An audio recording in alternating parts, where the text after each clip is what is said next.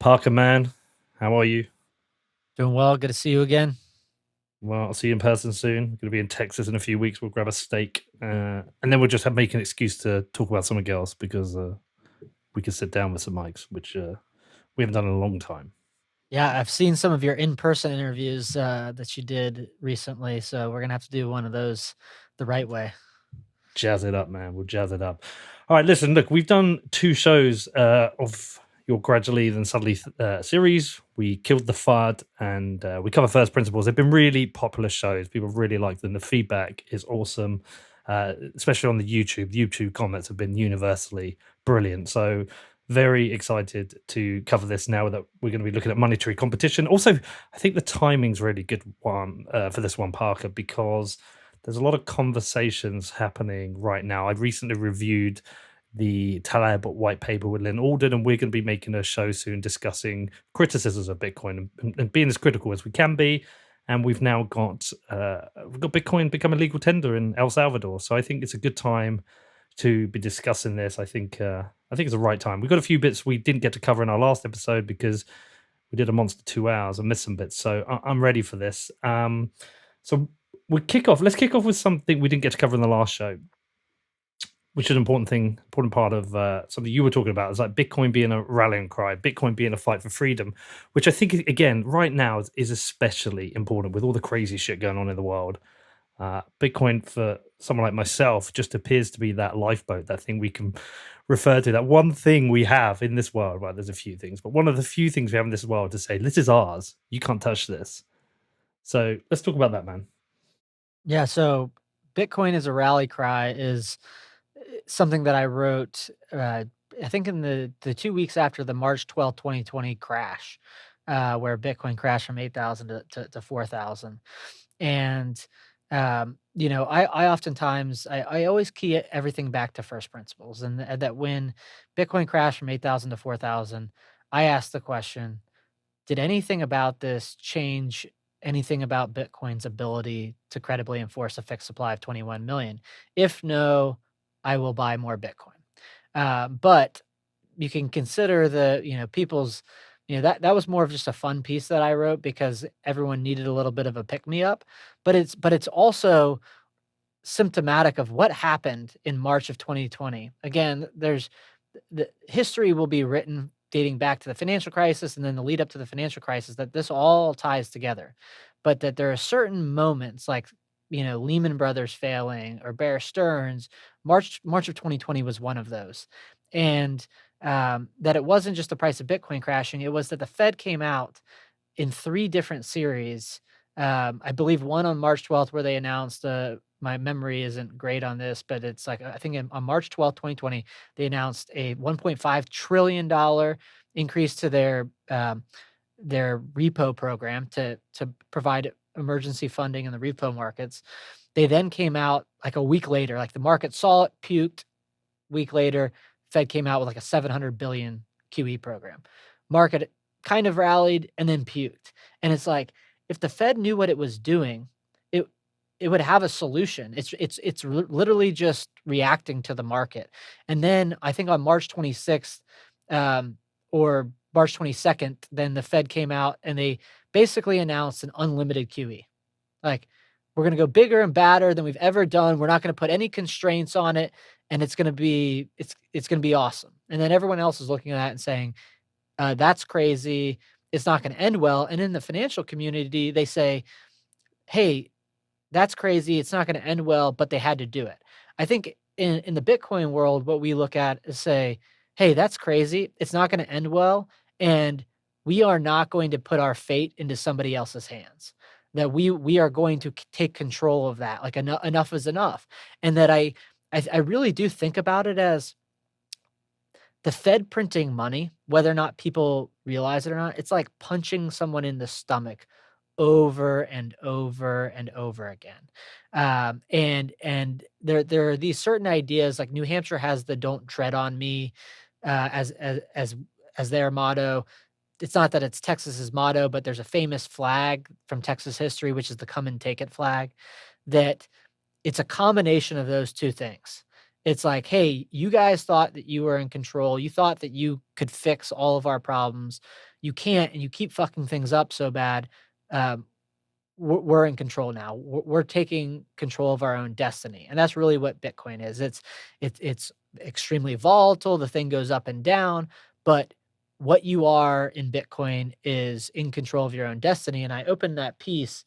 Um, Bitcoin is a rally cry with a quote or a story about Lieutenant Colonel William B. Travis, who fought and died at the Alamo, and he wrote a letter. It's generally referred to as the Travis letter, and he signed it with victory or death. But one of the things that I recounted was there might have been 300 Texan fighters in the Alamo or somewhere there around order of magnitude. There were 10x the number of Mexican fighters, and they demanded Travis's surrender from the Alamo.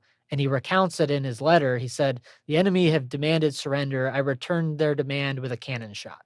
And I really do believe that it's kind of uh, against insurmountable odds. It's when the I don't want to call the Fed the enemy, but when there is a force that is working against you, that is working in direct opposition, and it feels insurmountable, that's what someone new to Bitcoin thinks. But someone that's been in Bitcoin, that's been hardened by it, sees they're like, no, this is just part of the process.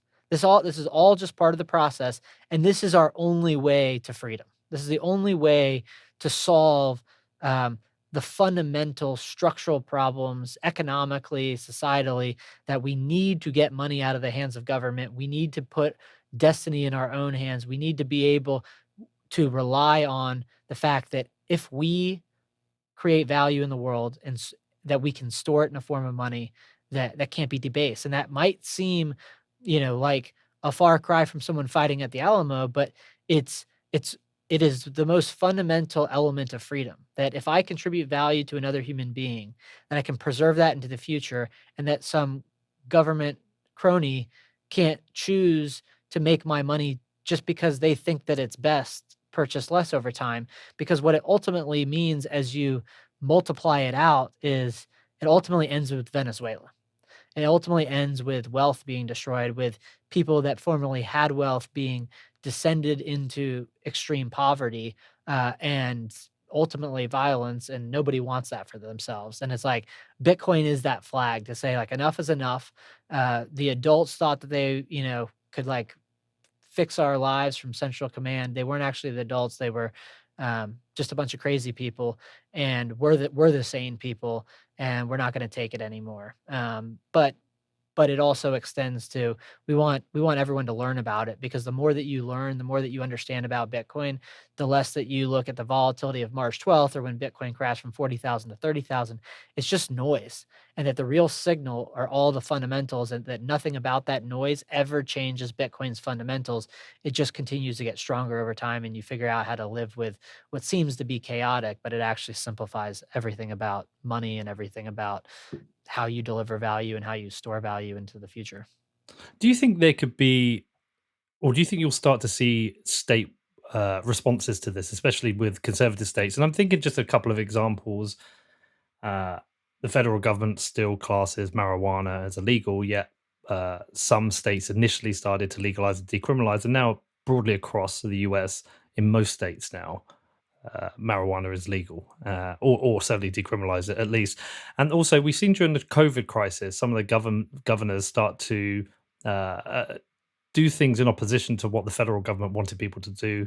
I saw it in Florida. I've seen it in Texas, where the governors removed state mandates for masking schools and started opening up their economies faster than, say, some of the bluer states. Do you think you'll start to see a response to this with regards specifically to money, specifically to the impact on this continual printing of money that states themselves want to start to protect their own constituents and therefore start to consider what their options are? Now, they can't really, it'd be very difficult for them to create their own currency, but being more liberal towards Bitcoin in specific states would be one response. Yeah, I absolutely do. I think that it's getting to such an extent of risk, truly risk. Like I think that it's that line of, again, you will hear it over and over if you either talk to somebody at an investment bank or talk to someone at a hedge fund, which are not the people in the real economy, but what they will say over and over again is, it's crazy. It's not going to end well, but they had to do it. And there's not a logical connection there. And I think that what these states are realizing is, like, initially they even played along. States of, Texas and Florida, a few others. The one that doesn't get as much credit as she should is Christy Nome in South Dakota, because they never locked down. But I think that when it comes to the context of money, that it's similar, that like there was an initial reaction to COVID and the lockdowns, to not necessarily to play along, but there was this uncertainty and we're going to have these reactions. But then as they were able to think about it more and what we were giving up, they said, hey, this doesn't make sense and we're not going to do it anymore.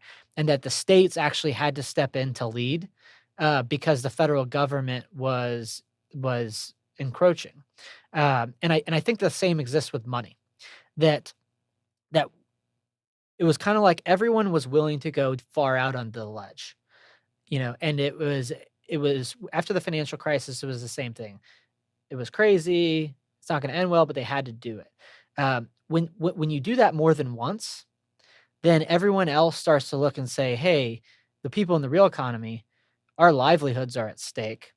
If you keep printing money, I know that you think that you can play like you're God, but we're all adults. We know that money doesn't grow on trees. We know that there's not any such thing as a free lunch. And if you keep doing what you're doing, you're going to destroy our economies. And, like, we're not just going to sit back and allow that to happen. We're going to put protections in place that allow people that live in our states to have an option. We're going to protect an option. And so I do expect the governor of Texas, I expect the governor of Florida, I expect other governors. I don't think that it should be political. I think maybe the opening salvo will appear to be, but that people will start figuring out that they need to assert their rights, and that my understanding is that it's technically illegal for a state to issue a currency, um, and also for a good reason. But if a state adopts Bitcoin as money, they're not issuing a currency. Um, they're just using a currency that exists in the world, and so I think that that would fit under, like, basically that would be the defense, that a state would say. It's like, hey, being able to use Bitcoin, the way it's going to be treated for tax purposes, there will probably be a fight, as to how Bitcoin is treated for tax purposes between state and federal governments. But I do think that we're getting to the point. It's not like, I'm not signaling alarm bells. I think it's just a natural order. It's going to be a natural course that strong states that have a lot to lose, from currencies being debased, will embrace and protect the rights of their citizens to be able to freely use Bitcoin. And then what will happen is all Bitcoiners will come, all people who desire and appreciate what freedom affords will go to those places. And that's part of the benefit of being in the United States, that you can have, we're a republic, we're not a democracy. You can have competition. Now that competition gets muted and threatened the more that federal government overreaches, but I do think at a fundamental level that the governors of the states will start to become active as some of the overreach in this infrastructure bill, as an example, starts to come out, that states will take it into their own hands. And help me understand. I've got a basic understanding of how the states operate as a republic, how the different states offer competition. I understand the no state tax, for example, in Texas is one of the benefits to go and live there. But in terms of the federal budget and the Fed printing money, does that does that cause a particular burden on different states? Is the burden shared? Do other states particularly benefit from the money printer? Does that cause any kind of conflict between states? I would say you could make an argument, but that argument would not exist at the most foundational level. I think Right. that Okay. at the most foundational level, because you could make an argument that New York, because it controls the banking system, benefits more from printing money. Like, that argument, the Cantillon effect is real. You can make that argument. But truthfully, everyone loses via the printing of money, because it might feel good. I'm not a drug user, but it's like the first hit might feel good. If you keep using drugs, you're gonna, a descent down a very bad path. Um, that the first time that you print money, it's not it's not gonna cause the whole thing to come down.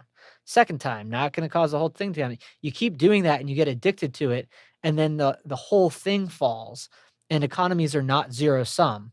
So everyone literally pays the debt of money printing, and everyone will, even Bitcoiners to an extent. Like, there will be things that don't necessarily happen as, you know, freely or easily in our lives because they won't be able to be delivered because economies can both grow and shrink. They you can have both create wealth and destroy wealth. We all benefit from wealth being created. That in a functioning economy, it's almost path dependent on more people contributing and more people creating wealth for themselves. So the money printer ultimately leads to Venezuela, right? Like, wealthy people in Venezuela like might have done better than like the people down the line, but many of them are no longer in Venezuela, right? Like, they're either dissidents or they just can't be where they're from. So is that really a good outcome? Would they rather still be in Venezuela, having a reliable form of money, living like where they grew up? Everyone pays debt for when currencies die, basically, and that Mm. is the end conclusion of printing money, right? If it costs if it costs zero to print a dollar, and it costs zero to print $3 trillion, that's where the value of the dollar is going. And when you destabilize, whether it's the United States or Europe or China or Japan, um, Venezuela, Turkey, Zimbabwe are at different points to curb, Argentina. Um, that is the ultimate end game. So we all pay that debt. So when I think about it relative to the United States, it's like, hey, all it does is allows us to assert different rights if they are constitutional, right? There's a U.S. Constitution that the states, like, there's a Constitution of the state of Texas that sets Texas law, and Texas law just can't contradict the things that are in the Constitution. It's like anything that's not in the Constitution defers to the state. Now, that concept's been, probably most people would say, bastardized, but what it allows for is, in theory, but it has to be actually um, demanded in practice, is that a state of Texas could say, hey, our citizens have the right to use Bitcoin, and that anybody that tries to threaten their rights is in violation of Texas law and can, basically be dealt with via the Texas judicial system. And that when you have, it's kind of like in Bitcoin, right? Where now most people might not know this, but a soft fork versus a hard fork. Basically, states can soft fork. We can we can make something more restrictive so long as it's consistent with the the U.S. Constitution. So if the state of New York wants to keep printing money, there might be something that's constitutionally protected that if they tried to say that Bitcoin was illegal in the state of New York, like New York state residents could probably go challenge that and say like, hey, there's nothing in the Constitution that prevents us from using this. The state of Texas could do something that says, hey, we are going to certify that using Bitcoin in the state of Texas and how it's going to be treated for tax purposes is X, Y, or Z. And then the federal government could challenge it and say like, hey, you're encroaching on your authority. And then the state of Texas would say, well, the IRS treats it as property. We're going to treat it as property. So it will naturally be a battle, but there's a very logical role for the states to play, and it's foundational to, hey, we do have this central bank, but if they keep printing money, like, and our citizens have a path to opt out of that, like, there's nothing that you can or should do to prevent that. And if you are trying to take measures that infringe on those rights, we will need to step up and protect them. And we are seeing that. We are seeing that in Wyoming. We are seeing that in Florida, certainly Miami, and we are seeing that in Texas. So it's really interesting to observe that from afar over here because we don't have a republic. We have one rule for one rule for all. Okay, let's talk a little bit about Bitcoin being anti-fragile. Again, good time in having reviewed Nassim Taleb's Bitcoin black paper, which was full of errors and mistakes, and I'm surprised it's something he doesn't fully understand. But this idea that Bitcoin is anti-fragile, specifically when talking about decentralization, and also specifically, I like this point where you talk about Bitcoin gains strength from disorder, and it is, you know what, Parker, it's something I struggle with sometimes because as a Bitcoiner, uh, disorder is good for Bitcoin. Financial problems within the traditional financial markets, the money printer is good for Bitcoin, and I struggle with that just ethically because it's sometimes I feel bad celebrating disorder because it's good for Bitcoin. I don't know if you probably be like, no, shut the fuck up, Pete. Doesn't matter. It's not your fault. But let's talk about that anyway. Let's talk about Bitcoin being anti-fragile and why that's important. Well, one thing I would say is, um, the fall of Nassim Taleb has been less than graceful. First off, um, He but went after Lynn Alden, for fuck's sake. but it's also enjoyable in the sense of Bitcoin will ultimately humble everybody. That you have to have some humility. If you are going to understand Bitcoin, you both have to be genuinely curious, and then you have to have humility to question some really foundational principles. And one of the concepts that before his fall from grace that Taleb talked about was this idea of anti-fragile. And even if Nassim Taleb is fragile, and even if he's gone off the deep end, that certain ideas, if you put ideas that are true in the world, then they either resonate or they don't. Right. And I think that one of those uh, is the idea of the difference between fragility and resilience and anti-fragility. And because I do think that when there are certain, maybe if you think about like a boxer can tank a punch. Um, Now that punch doesn't actually make the boxer stronger. It weakens him to a degree, but he might be able to take a punch better than I could. Like you land one solid right hook, I'm going down. Um, but that's the difference between kind of a concept of being resilient and and something that takes punches and actually feeds on attacks or risks or stressors. And I think that describes Bitcoin to a T. I think it's also one of the things that people most struggle with Bitcoin. There's probably 3 layers of it, which is most people have never consciously considered what money is, what makes Hmm. something valuable as money. If they as they start to question that, oftentimes, something that is natively digital is a bridge too far. Like, it still needs to be anchored to something in the physical world to make those other concepts about money in general more tangible. Uh, but then there's this idea because it is digital and because there's a computer system, I think that people look at it and they think that it could be here today and gone tomorrow. That we could just unplug it and it would fall on its own weight, and that there's something that's not permanent about Bitcoin. And I think just the opposite. It's both that Bitcoin is everywhere and nowhere at the same time.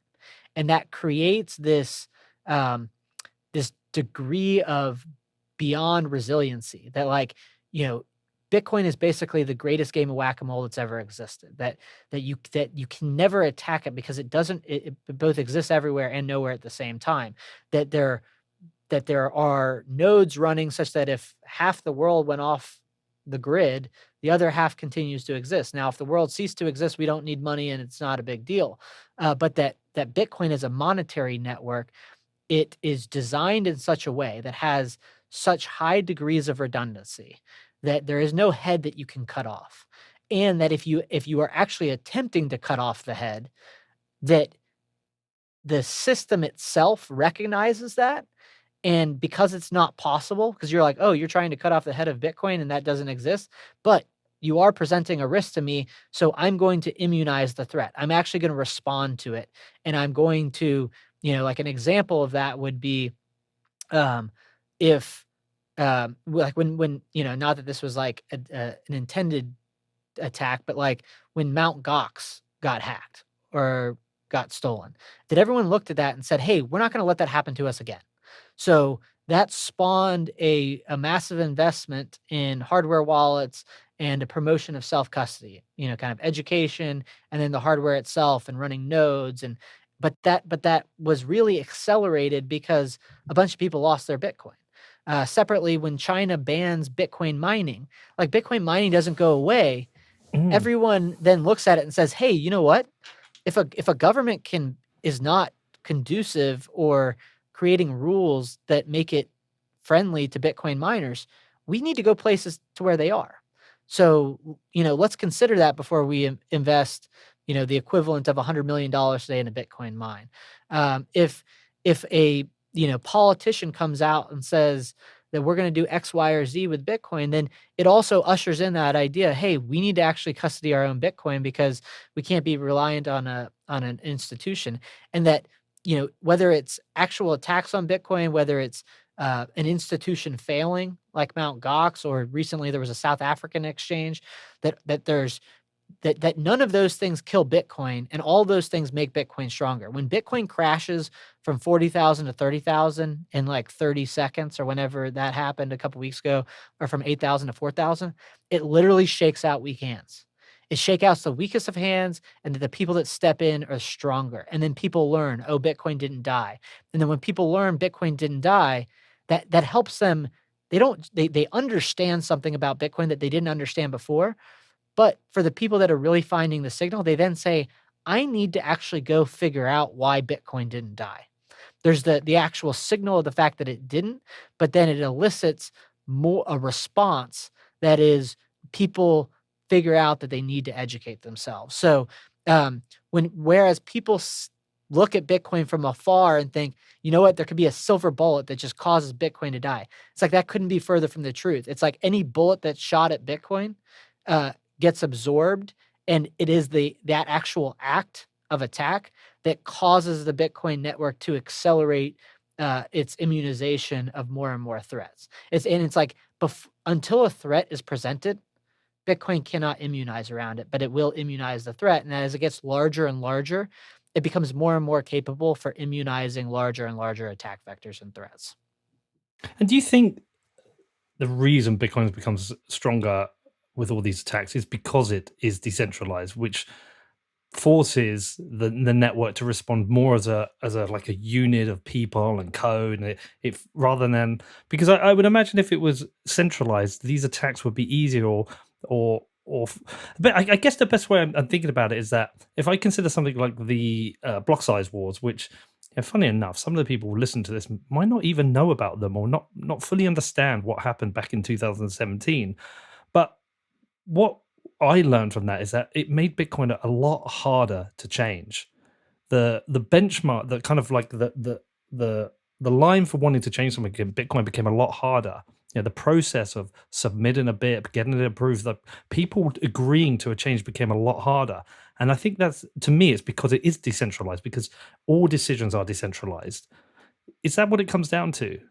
Yeah, I think at its fundamental core, but that plays out in a number of ways, right? So in the case of the like mining S2X block size war, it was people tried to change consensus rules, right? And that Bitcoin, because it was decentralized and because it had become so sufficiently decentralized, that it wasn't able to be co-opted by a small number of interests.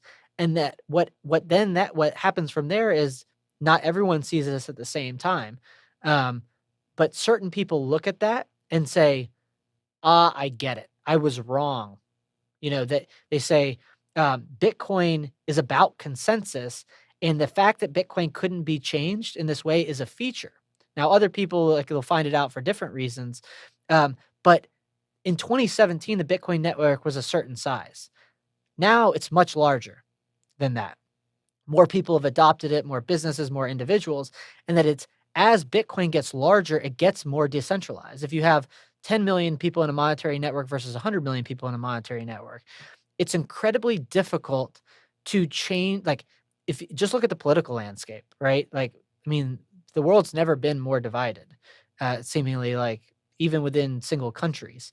And but if there's mass polarization, even if it's 55-45 or 60-40, that as the number of people grow from 10 million to 100 million to a billion, the ability to form an overwhelming consensus, that which I would define as like over 90%, is impossible on any marginal issue. So it is impossible to change Bitcoin unless in a way that would change consensus code, the things that define what is and what isn't a Bitcoin. Um, it would be impossible to change that if not for something that is like a critical failure, where that if everyone looks at it and they're like, oh, unless we do this change, Bitcoin fails, right? So if it's a block size war or how some non consensus code piece is going to be implemented, that like anything that's marginal or even like a future block size increase, that will always be a marginal issue because that by definition the Bitcoin network is functioning. And that what we saw with the block size war, which again you have not seen in the last 4 years, someone in any meaningful way propose a hard fork. Why? Because they saw it fail. They experienced it. They saw that it didn't work. And then they learn from that. And then they know that 4 years later, the Bitcoin network is, 50x the size. So if it didn't work when it was 1/50th the size, it's certainly not going to work. So our time would be best spent figuring out how to work within the constraints of Bitcoin. And that very process helps build Bitcoin's immune system. Do you know what an interesting thing that goes with that is that I think as an individual, as a human who interacts with Bitcoin, who uses Bitcoin, if you stick around for the journey, because some people, like you said, weak hands get shaken out when the price drops. But I've done coming up to it'll be 4.5 years now properly in Bitcoin, not back when I first discovered it, but properly in since early 17, buying, holding, fucking up with shit coins, become a Bitcoin, essentially a Bitcoin maxi. I find that as an individual, you also become more anti-fragile along with Bitcoin. You become more anti-fragile in terms of your kind of approach to the world, your thoughts on money, your thoughts on the economy, a little bit more disciplined. I just generally find that you as an individual become more anti-fragile as well. I agree with that. I would say, you know, when I think about, but in this concept of anti-fragility, kind of this idea that as stressors get applied to Bitcoin, either small stressors through the course or big stressors in terms of like big period bouts of volatility or hacks of exchanges or attacks from governments, coordinated action, that when we think about Bitcoin, just the volatility as an example, like I don't get joy out of knowing that there was some poor sap that panicked and sold Bitcoin. Like that does not give me joy that somebody just got wrecked. But I do look at that from a practical perspective and say the herd just got cold. And if somebody is looking at it and trying to understand what's happening, they're like, when Bitcoin, like, and I'm talking about that there was a period where Bitcoin crashed from 40,000 to 30,000 and it happened in like 2 minutes, where it was like teetering like between 38 and 39, and then it just like snapped down. Somebody stepped in and bought Bitcoin. So you have the weakest of the lots selling and the strongest of the lots buying, someone that really gets it. And that when you can appreciate that and you start to tie that idea to why Bitcoin never dies, to why every time that it falls, someone's always buying, because more and more people figure out the fundamental. Because it's easy to buy Bitcoin when it's going up. It's difficult to buy Bitcoin when it's crashing, when it's a falling knife. But through that process, you have to understand that the Bitcoin network is tangibly getting stronger as a direct result of that volatility, of a direct result of the volatility and the herd being cold. And that when I think about it from an individual level, it's like, think about a universe of people that are being born of volatility, of constant uncertainty, versus the opposite extreme, the Fed system, which are bubble boys, which are like, any appearance of the market cycle turning, we're going to print some money to like make the very short term more comfortable at the expense of the long term. So I view the Fed system, which is inherently fragile system, as basically sacrificing the short term, or basically sacrificing the long term for the short term, basically creating long term pain for short term gain. And the Bitcoin system, because it does harden individuals. Like when you have to live with that volatility, you have to plan your life around it, and you have to say, like, I am going to be okay if 90% of my wealth cuts in half tomorrow, like I'm okay. I'm going to survive that. Like maybe I have to change my behavior. Maybe I have to save a little bit more, maybe not buy this, but that when you have those two extremes, a bunch of bubble boys in the Fed system, and then a bunch of people that are hardened by volatility, yes, like when you add up a bunch of people that on the individual level have been born of volatility, been born in the stressors, lived with the chaos, that over time, that's how you actually get stability by adding a bunch of those, kind of individual instances, individual learnings. Because if you tolerate short-term volatility, which we do in Bitcoin, we know that what we get for that is long-term stability. But you have to understand the fundamentals for that, and it is the polar opposite. The Fed system is prevent short-term volatility for long-term volatility. The Bitcoin system is tolerate short-term volatility because it's actually a benefit, that the more that we can tolerate the volatility in the short term, the more stability that we have in the long term. Well, one of the things I was thinking about, though, purely on a personal level, was that if I had discovered Bitcoin, I'd still be working in advertising, whether I run my own agency or work for somebody else. But I'm working in a pound-based system, and I'm tied to that system. I'm tied to the office. I'm tied to the staff, and I'm tied to the people. Now I flip that and look where I am now. I've done my 4.5 years in Bitcoin, where I've been stacking. So I've gone through essentially been through two bull runs. So financially, I'm in a position where Bitcoin has afforded me better purchasing power than I would have had if I'd have held my money in pounds.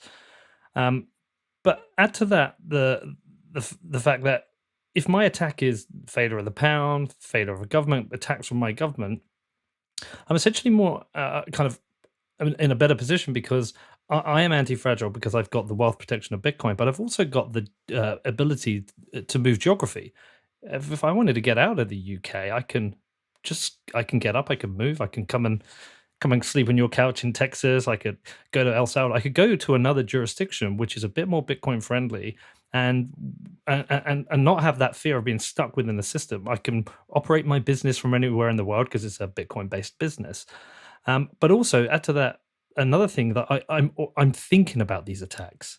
I mean, I recently made a show with Katie the Russian, and I'm considering that second passport, having that flag that I can put in another country. It's Bitcoin is on a personal level has made me consider the attack vectors that risk my own ability and my family's ability to survive and live. And I'm putting in place these alternatives. But that wouldn't have happened without Bitcoin. I wouldn't have been making these considerations. And that's why I talk about on a personal level becoming more anti-fragile alongside Bitcoin, because it makes you rethink a lot of things. Yeah, it definitely makes you rethink things. It makes you question things. It makes you approach literally everything that you do with a sharper pen, or sharper pencil, I should say. And that um, I think that there's a spectrum between not having any self-awareness of the magnitude of what's happening in the world in terms of the consequences of governments printing money and what you have to do out of necessity to protect yourself. That um, there's that one end of the extreme, just kind of being not self-aware at all, and having no appreciation to preppers that kind of are on the other side. But where Bitcoiners, I think, sit is we see things that are inevitable, and we see things at the foundation of a lot of problems, and that we understand that Bitcoin is the solution to that, and that once you start to see that, then you start to see, well, what do I have to do to protect this? Right? Because what my money represents is the surplus of everything that I've produced in the world that I haven't consumed. And by definition, almost you're producing for others, but you haven't consumed that of others. And that you need that necessarily to store and maintain its value over time. Otherwise, why would you continue to coordinate and to deliver value to others?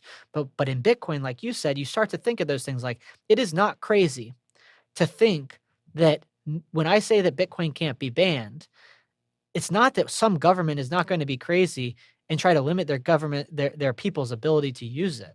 Like that will certainly happen in certain kind of chaotic places that don't have respect for rule of law. But it's that is a scenario. And if I have done all of this to protect my wealth and I don't contemplate that as a scenario, it doesn't mean I necessarily have to call on it, but I need the call option. That if you and it also translates to holding your own keys. You're like, yeah, like maybe there's a 10% chance that Coinbase suddenly locks out everybody from their Bitcoin. Uh, that is a ruin event if they do that. I cannot afford that. I know that I'm gonna have to take on some responsibility to control my own keys, and I'm willing to do that because I understand risk better. I understand risk better now by understanding Bitcoin better. I understand what isn't risk holding Bitcoin and what is risk, you know, investments and, kind of contributing my time and labor to having an enterprise at Unchained Capital as an example. But that once you question some very foundational principles and start to understand that the experts aren't experts and that all this other world that seems crazy actually is and it doesn't have to be, then you very naturally, out of self-preservation and self-defense, think about, well, if I've gotten all of this, if I figured all of this out, that is precious and I have to protect it. So even if it's 1% probability or 5% probability or 10%, if it were to happen, it becomes untenable and I have to protect myself against that. And that is part of the process of as individuals. And ultimately, when you add them up into communities, states, countries, societies, that when you have more and more people that are hardened, that are taking accountability and personally responsible, that the ultimate outcome for everybody is better in those environments. Yeah. Okay. Let's talk about Bitcoin being common sense. And again, it's good timing because our favorite critic, Mr. Peter Schiff, up here, um, he uh, he put out a tweet. I think it was yesterday, referring to Michael Saylor's position, saying that you need, I can't remember, it was 1,000 hours to understand Bitcoin. Not that I fundamentally agree or disagree with Saylor, but you refer to Bitcoin being common sense. I think it can be. I don't think it's straight away. That's one of the things. It's almost like when Neo sees the Matrix. You have to get to that point where you see it, and there's a different trigger point for different people. Certainly didn't happen for me straight away. I was buying Bitcoin because I just thought it would go up. But there comes a point where it starts to make common sense when you hit that trigger point, whatever it is for you, and then you cannot unsee it. All that happens is whatever you're doing, whether it's a Jerome Powell being interviewed, whether it's a news report, whether it's inflation prices coming in, whatever happens, you start to see things and put them in the context of Bitcoin, and you can't unsee this. And then Bitcoin is inevitable. Bitcoin does become a common sense. Yeah, and the idea that I try to draw out in Bitcoin as common sense is that oftentimes people say that Bitcoin is an IQ test, and I don't see it as an IQ test.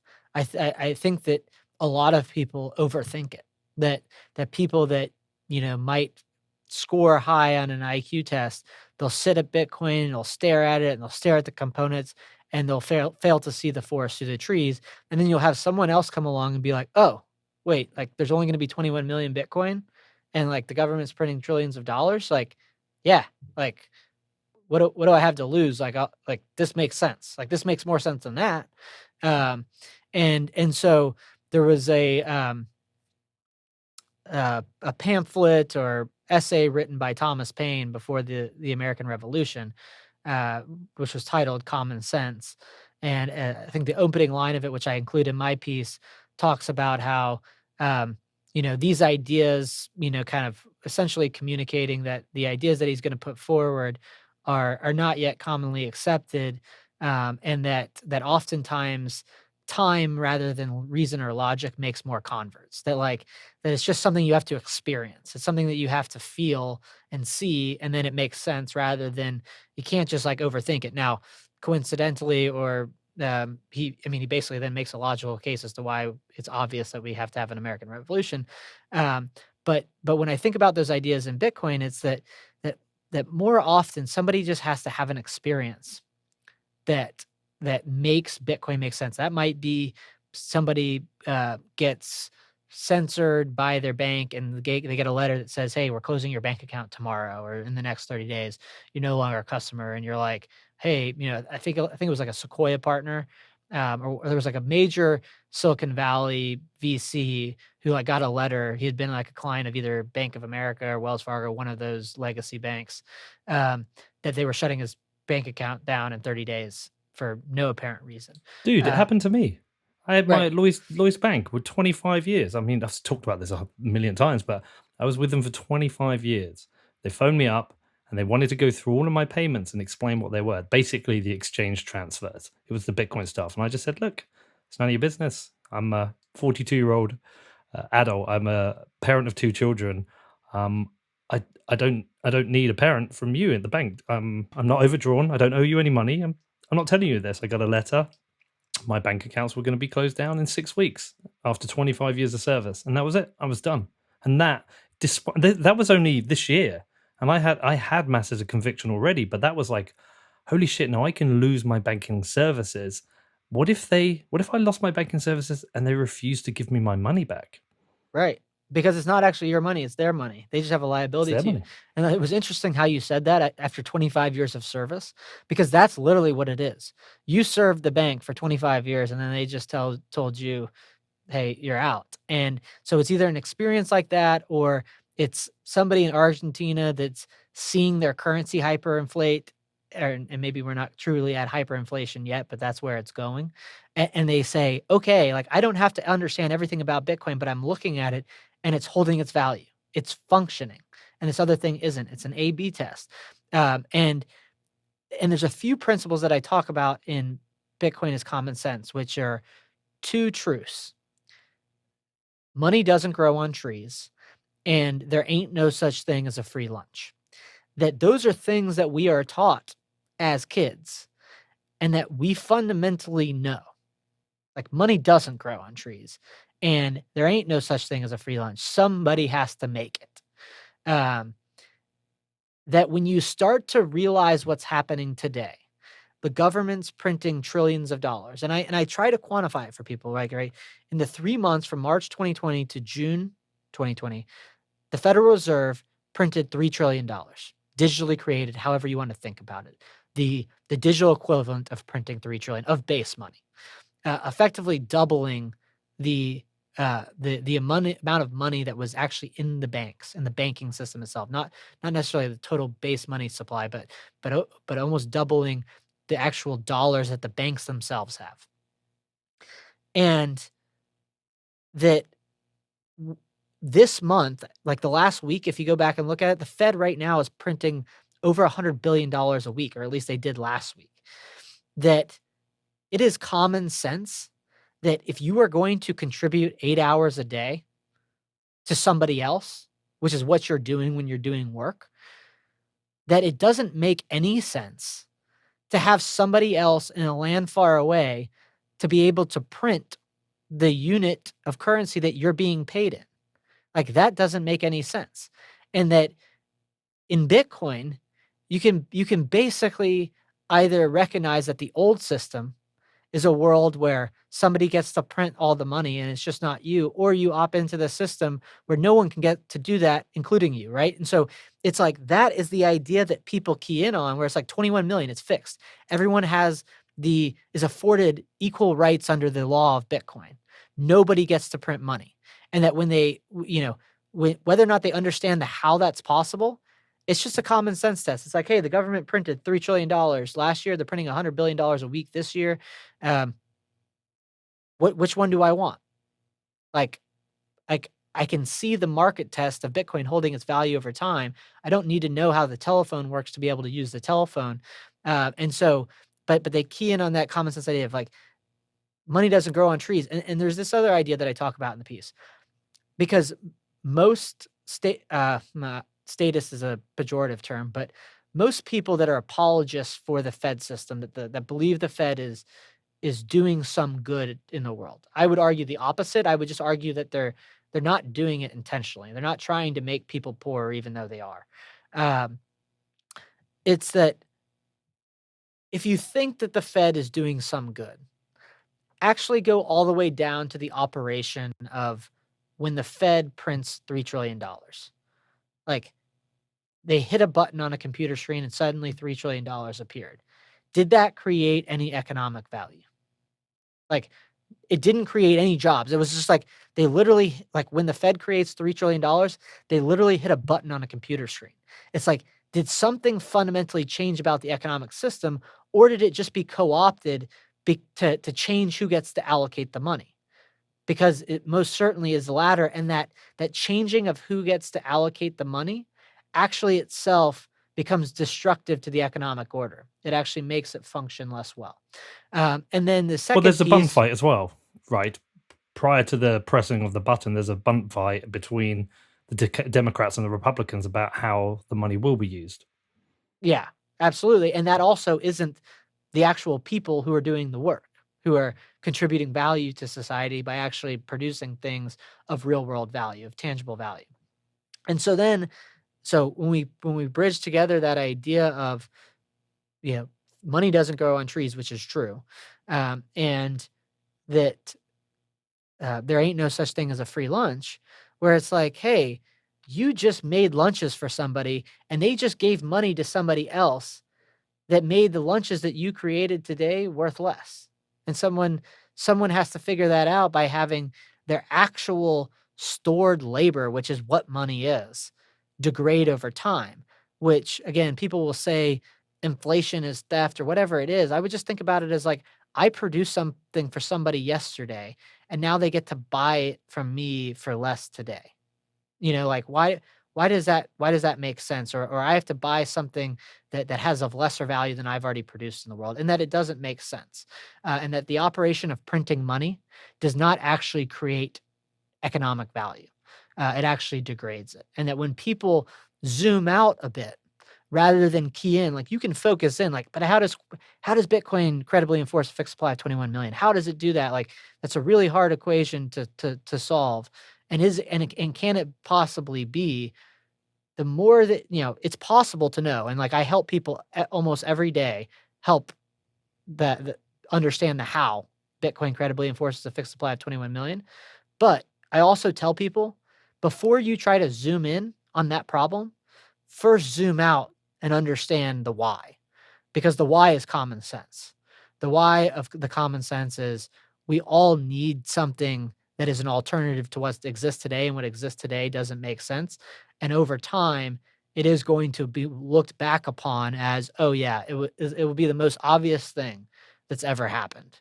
Like in 40 years, when we look back on these days of Bitcoin, they're gonna be like, how the hell did people not see this? Right. Um, Mm-hmm. and that it is those kind of foundational building blocks of realizing that money doesn't grow on trees. There ain't no such thing as a free lunch. The government's printing trillions of dollars. Bitcoin is offering something in stark opposition to that. And all it is a system where people can't print money. And you've got to understand how it's possible for something digital to be money. And that's where I like send people back to our prior the prior episode of what Bitcoin did to understand some of those foundational principles. But it's like, don't overthink the problem. This is common Mm-hmm. sense. It's not an IQ test. Like a billionaire can look at Bitcoin and not get it, which they often do. Mark Cuban, Warren Buffett, Charlie Munger, any, like, name them. They are the type, they high IQ people, they will stare at this equation, they will miss it. And then someone that's working on the line will look at it and be like, holy shit, like this is awesome. 21 million, you're telling me that it's possible that I can be paid in a form of money that the government can't debase? I'm kind of distrusting of that whole printing trillions of dollars. I don't particularly seem to benefit from it. Yeah, I'm in. Like that's the idea. Especially if you're in Argentina or Lebanon, it's a lot easier to explain to somebody than maybe in the US or the UK. I mean, we've discussed that before. If you've had your money destroyed by the government through hyperinflation or high inflation, I mean, we're seeing relatively low inflation right now. But if you've had that experience, I think it's a lot easier to understand. I also think just my starting point always is these days. I used to say to people, you need to get a bit of Bitcoin. You need to experience it. I actually tell people now, go and read Vijay Boyapati's Bullish Case for Bitcoin and specifically look at the chart he created, which grades every form of money based on its properties. Just look at that. That's all you need to know. Just look at that chart. And that's why I hold Bitcoin. And I think that chart itself explains the common sense.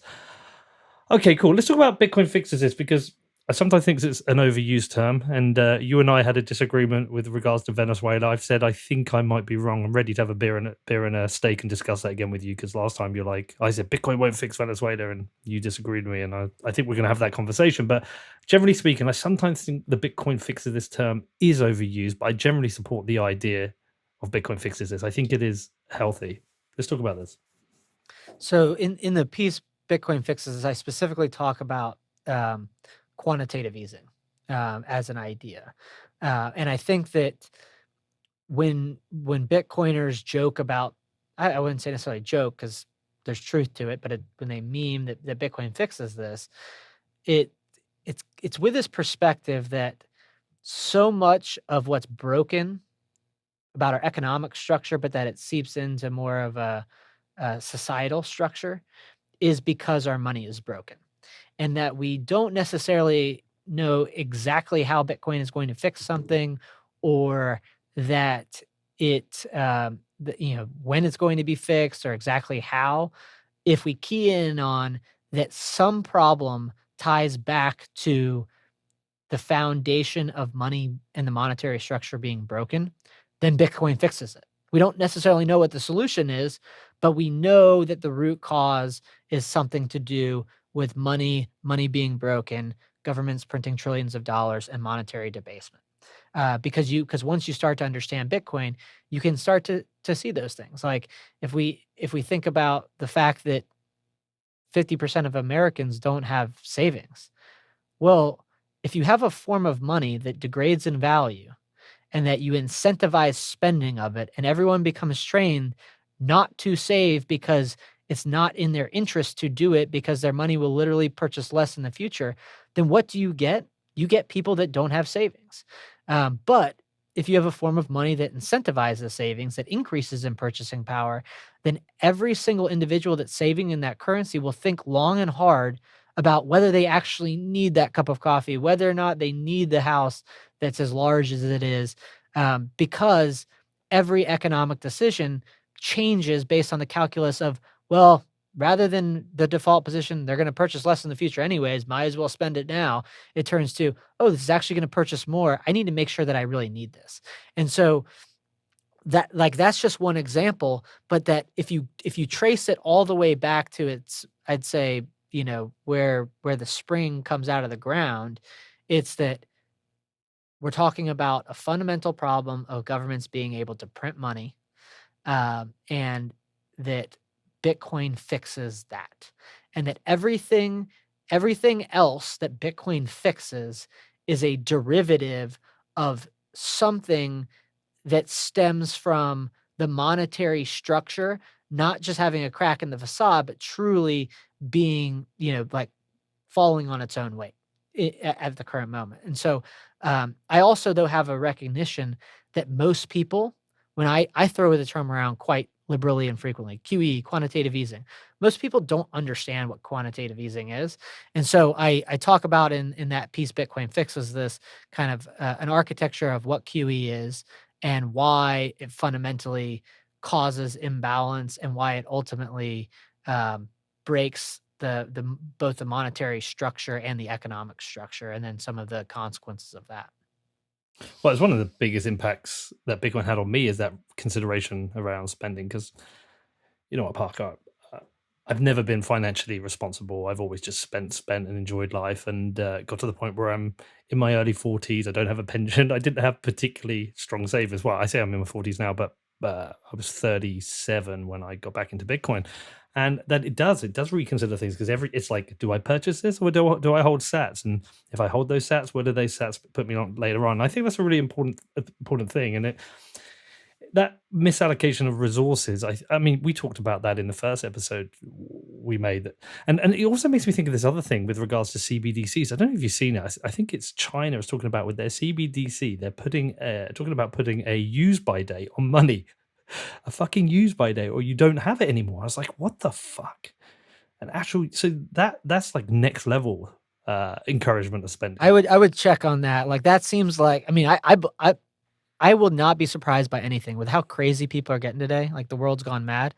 But like, if they do that, actually, you're like, do you have no self-awareness? Like, have you totally lost your mind? I think the answer is yes, but like, I would look at something like use by date as like someone, I could understand how someone truly fucking batshit crazy could think that's a good idea, but those are the type of things that cause people to wake up out of the matrix, to be like, holy shit, like they just did that. But it's here. I mean, I've got it. Digital currency. Yuan comes with an expiry date. Spend it or it will vanish. A Keynesian dream to boost the velocity of money may finally come true. See, China like, has explored expiration dates with its upcoming digital yuan, which mean the currency will expire if it's not used by a certain time frame. And look, link that in with your fucking social credit score. I mean, so, Jesus Christ. but so these are the things where you say, you kind of feel bad about, government's printing money is good for Bitcoin. Like that, like there's something like I don't want to see the US economic system or any economic system destabilized because that's literally how wealth gets destroyed. But it's also out of our hands, right? That like if you do crazy shit and print lots of money, sorry, this is what happens, and the history is already written, and we're all going to have to live through it. So thank you. But that instances like what you just read, it's like there are crazy people in the world that have no goddamn common sense that are making decisions that truly are life and death. Like people, I don't want to have like the meme of like people are dying, but like Venezuela, right? Like when because it's not funny. It's like when money fails, wealth is destroyed, and what wealth destroyed means is that people's quality of life and ability to access basic healthcare, food, water, medicine, power, like all those go away because that's what we're talking about. But when you have people that will literally think through and say, I'm actually going to say this, that we're going to put money out that expires, and if you don't spend it, and they have no ability to think through the first order, second order, third order effects of what is going to happen to a society when you do that. That people are not going to plan for the long term. That when I think about Bitcoin, it's difficult to articulate these ideas, but it's almost like there's it's like a y-axis, and on one side of the y-axis, it's money slowly increases in purchasing power versus the alternative of money slowly decreases in purchasing power. Now we fundamentally know why ultimately money can't just slowly decrease in purchasing power, that eventually it will break and it will no longer be valued, and that will happen in a very rapid descent. We've seen it play out in history, and we know why that will happen.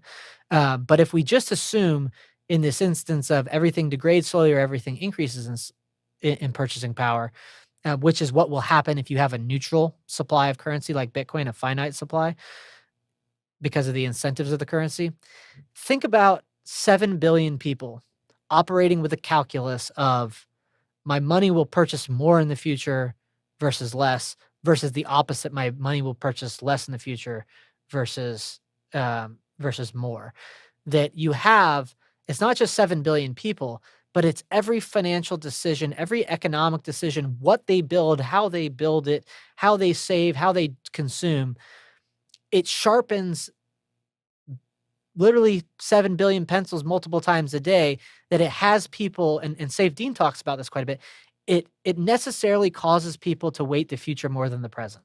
And when you have people that are weighting the future more than the present, and you're not adding those up in ones and twos, but in millions and 10 millions and 100 millions and billions, then the actual output of that society will be far greater, more peaceful, more functional, less divisive than what we have today. When you have everyone that's being forced onto a hamster wheel that necessarily causes people to make short-term decisions at the consequence or at the expense of long-term stability, that is what you get. And that is this kind of like, that's like an inception of this meme of Bitcoin fixes it. That if you just, it's like if you hack the system, if you just flip that script, flip it from everything marginally degrades to everything marginally improves, it changes everything at a very fundamental level. And that is ultimately kind of the alternatives, the A/B test that people have in Bitcoin. They can either stay on the hamster wheel or they can get off. All right, let's talk about Bitcoin being the Great Definancialization, and the one bit that stood out for me in this, that like really was like a light bulb moment, is where you talk about risk taking being productive. Like risk taking is rewarded, and it makes me think of things like the FDIC insurance program for the banks that allowed them to take massive risks and lending money out to people who could not afford properties. Well, it allowed the banks to take massive risk and lend out money to properties they couldn't afford, knowing that the FDIC would bail them out, as they did in 2008. And to me, this also the really interesting part about this is it's only a few people who really get access to these kind of risks, these kind of benefits from taking this risk, and it puts the whole system at risk from complete collapse by a few bad players. I mean, also, do you know what? I did that. It really makes me think of The Big Short. It's a brilliant film. It's a film that means a lot to a lot of people in Bitcoin, but it's the bit actually at the end is where the family pack up and they get in their car and they've lost their home. We know, like, I can't remember what was the number. Was it 6 million people lost their home in 2008? I can't remember the number. I'd have to dig it out and find out. But what it makes me think is that there's a few risk takers that are impacting the lives of millions of people. Well, I would think about it as, maybe there's a certain class of individual, or a certain train of economic thought, which, and I'll just throw Joe Weisenthal under the bus, because Okay, he's, interesting. uh, a Bloomberg talking head, but they say they look at, like, say, an interest rate that's paid on a deposit, and they say people shouldn't be rewarded for not taking risk. Basically, it's like, if you just have money in the bank, why should you be paid an interest rate? Like, and they use that as a defense for this truly bankrupt and broken idea of negative interest rates. That's like, it should be a privilege for you to have somebody else hold your money and to have them already lent it out, and you should actually pay them for that. Like, you should pay them for the right to have already lent your money out and to already take risk, and that the best case scenario is they have to give you less money back in the future. The worst case scenario is that they gave it to someone and you're not gonna get any of it back. I'm sorry. And that it's like people are living, maybe it's the Matrix. It's just like they're living in a world where, like, they're devoid of reason, where it's like, "No, that's my money," and I key in on this point of Bitcoin as the Great Definancialization, that if you are to have money, you have already taken some risk, right? You have already invested your time and energy, whether you did something speculatively or you worked behind a counter, you contributed your time, and it was based on a promise that you would be paid at some point in the future. But for most everyone, they're paid 2 weeks in arrears. They're taking some risk. If I contribute my time and energy, but that also starts far beyond when the work is actually contributed. So most people have to study prepare decades. Well, going back to um, middle school, when people start to become conscious of, like, cause and effect. Like, and middle school for us is, like, right between elementary school and high school, seventh to ninth grade, where it's like, the decisions that I make today are going to dictate whether or not I have a home in the future, or I'm comfortable, or my, life is good. And that, if I think about that in a more tangible way, it's like, think about someone that trades, that has a craft, um, that is learning to play the violin, or an NBA player, an NFL player that are making sacrifices for, a decade, so that you can show up to the stadium on a Sunday and cheer and be inspired by speed and strength, and kind of be invested there. That, like, that they put in 10 years of work to get to that place, and that's their craft. And so the risk taking is devoting their time and energy and life to something that delivers value to other people, and that by the point that you get paid money, you've already taken the risk. You've now been compensated. And that what our current economic system and monetary system cause is that it forces people onto a hamster wheel by which they perpetually have to take risk. Because if I've invested a decade to get paid money, which is the output of risk taking, that if I am immediately put in that position of, now that's going to degrade 2% a year, that that that we've been lulled to sleep, basically. We are the frog that, as the water boils, where we've been like, "Oh, well, it's just 2%." But everyone, if they sit back and they say, "Well, what does that mean over a decade?" 2% over a decade, it compounded is just under 20%. Compounded over 2 decades, it's just over 40%.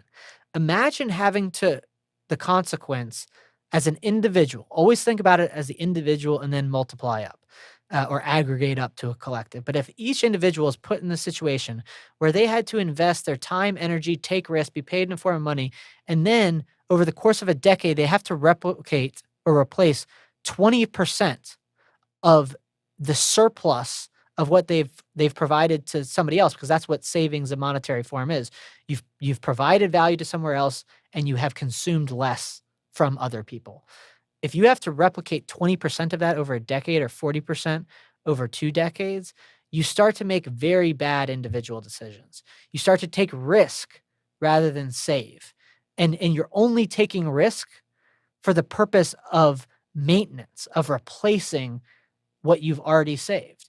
And then when you take that from an individual level and you add it up, you start stacking up tens, hundreds, thousands, millions, tens of millions of people, you get very perverse incentives and outcomes ultimately.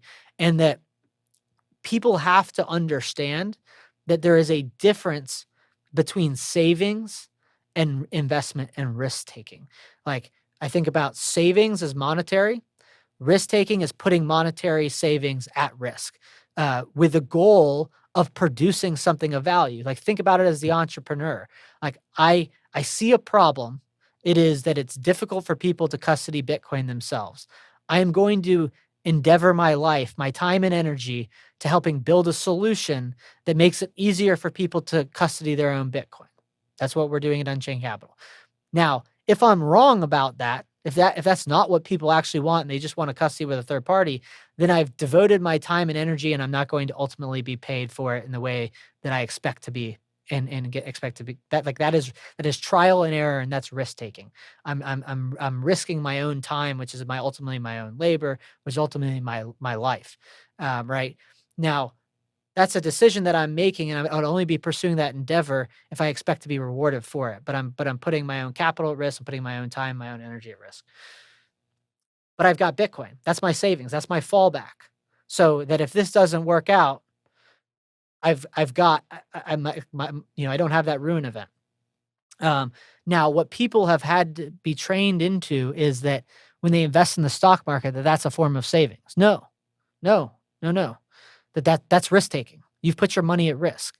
But they do that, and that doesn't mean that all investment is incentivized, because I'm incentivized to go out and take risks, because if I deliver value to people that they didn't even almost understand that they needed before they needed it, and I built the architecture and the infrastructure to provide them a service, I get rewarded in more Bitcoin than I would otherwise get if I didn't do that, right? And so that people have to understand that the lines have been blurred in the existing and the legacy world. But it goes back to that idea of, it's like the drug dealer, right? Like, they create their own market. They give the first hit away from free, and then people get addicted to it, right? And that's the 2% inflation that causes purchasing power to degrade, where it's like, and if you just looked at it as 1 year, it might be able to overcome, but then they start gearing their entire lives around maintenance of replacing what otherwise is degrading. And it's only degrading because the Fed is literally printing money, because someone in a faraway land is just deciding to degrade all the value that they've already contributed to the world.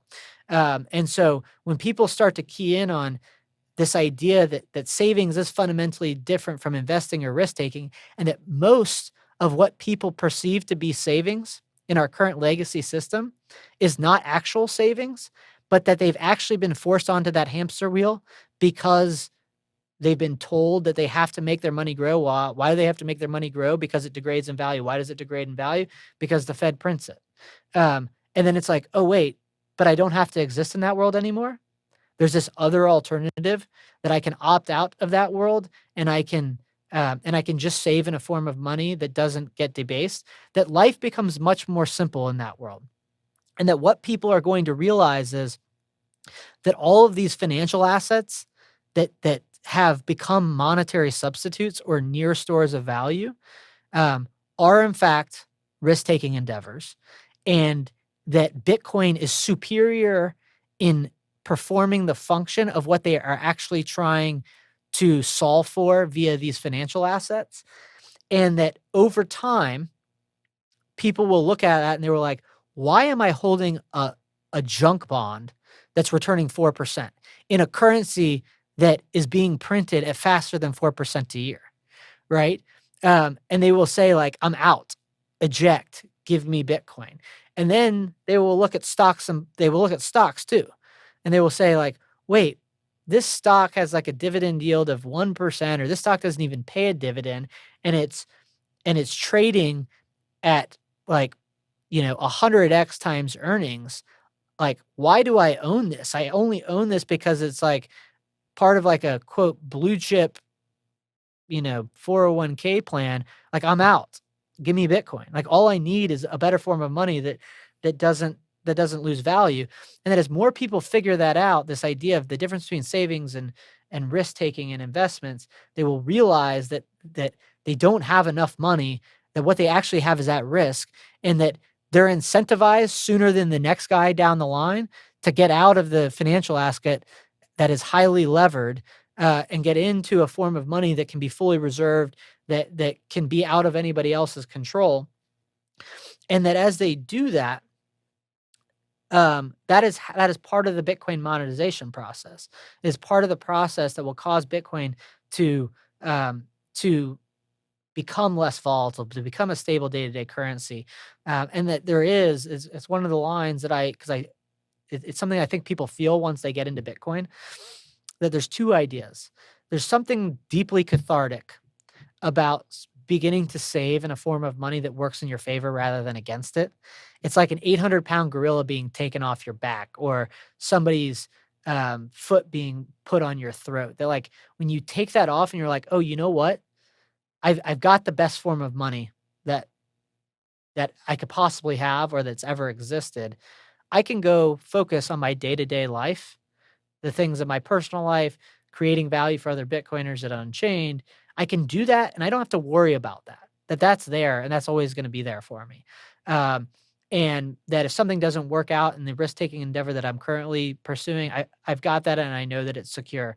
And it actually also allows you to think about money less. Like we might talk about Bitcoin and the ideas around Bitcoin, but when you have a form of money that does its job, that works in your favor rather than works against it, that you actually get consumed less in the day to day about needing more. If your money is going to hold its value better, you almost definitionally need less of it.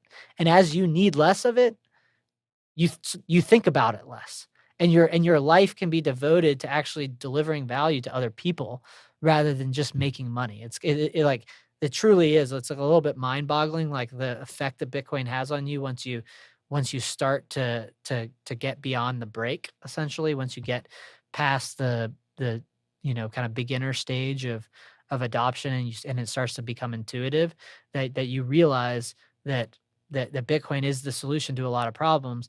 But in a world that's dominated by that has been hyper financialized, that is all part of a hamster wheel that has you believing that you need to make more money, or that you need to make your money grow. And it's really, you don't need to make your money grow. You just need a better form of money. And that life becomes so much more simple when you do get that better form of money. And it is Bitcoin. Well, that's a great way to finish it, Parker. Can't really add much more to it than that. It's really strange listening to it all though, because as you talk through it, I kind of like it gives me the feeling of this is everything I've been through over the last 4 years. This better understand. And look, and I'm not the smartest Bitcoin ever. I mean, I don't understand it technically like others, but I do understand simple things about uh, why I should hold Bitcoin rather than other assets. It's why I've gone to that point where I'm like 95% in now. Why I only hold 8 weeks cash flow in pounds for my business and personally, and I've gone down that path. And everything you've talked about, like accepting volatility, considering your purchases, I've been through all of that, and I feel in a much healthier place personally than I was prior to Bitcoin.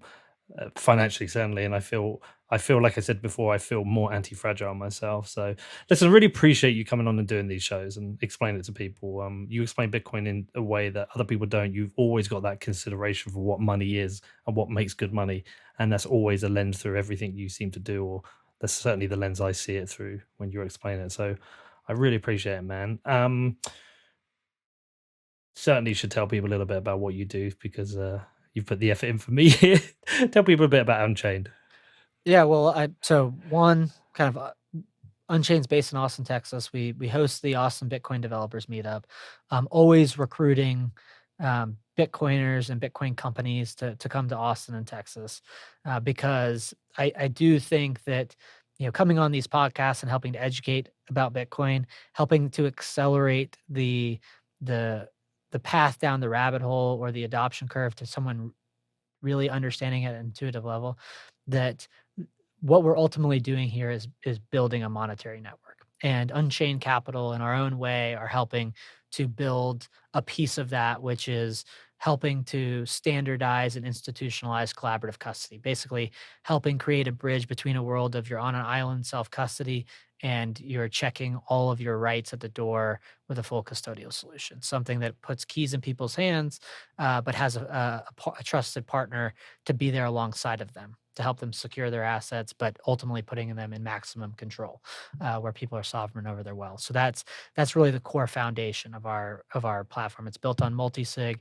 It's built on the idea of collaborative custody. Our clients have two keys, we have one, but then that serves as the foundation for what we think is a more anti-fragile financial institution that should be, kind of built tailored to the Bitcoin world.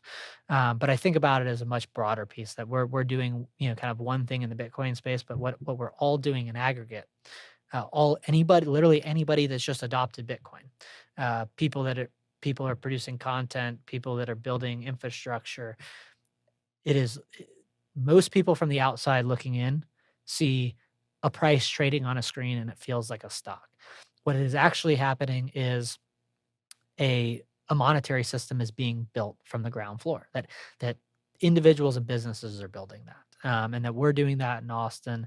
I have an incentive, personally, professionally, but also ultimately because I think that it's important for Bitcoiners to be around and to be places where they can come together and talk about ideas and talk about what they're working on, because the network doesn't get built without it. So if you're a Bitcoiner that is, thinking about making the move to Austin, there's a lot.